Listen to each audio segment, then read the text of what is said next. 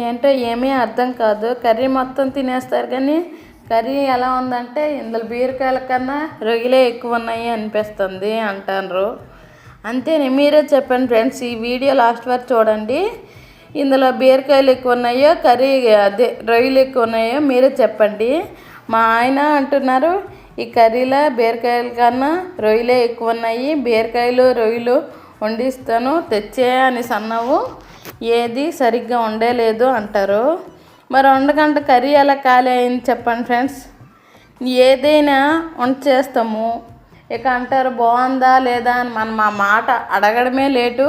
ఇక అంటారు ఏం బాగుంది, ఉప్పు తక్కువైంది, వర తక్కువైంది అంటారు.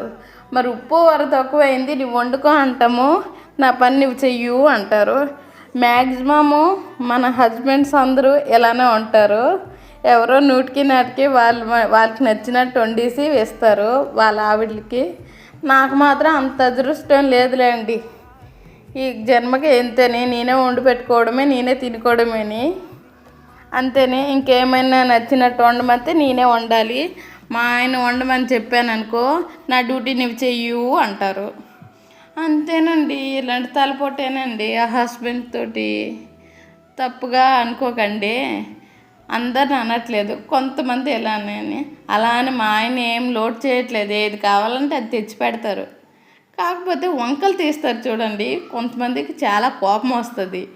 ఎగ్జాంపుల్ టీ చేయమంటారు, ఆ టీలోన పంచదార తక్కువైంది, అల్లం ఎక్కువైంది అంటే నెక్స్ట్ టైం చేయాలనిపించదా చెప్పండి. మా ఆయన కూడా ఆ టైపేని. ఈరోజు వీడియో అయితే మీరు లాస్ట్ వరకు చూసారు కదా, ఏది ఎక్కువ చెప్పండి. Bye bye.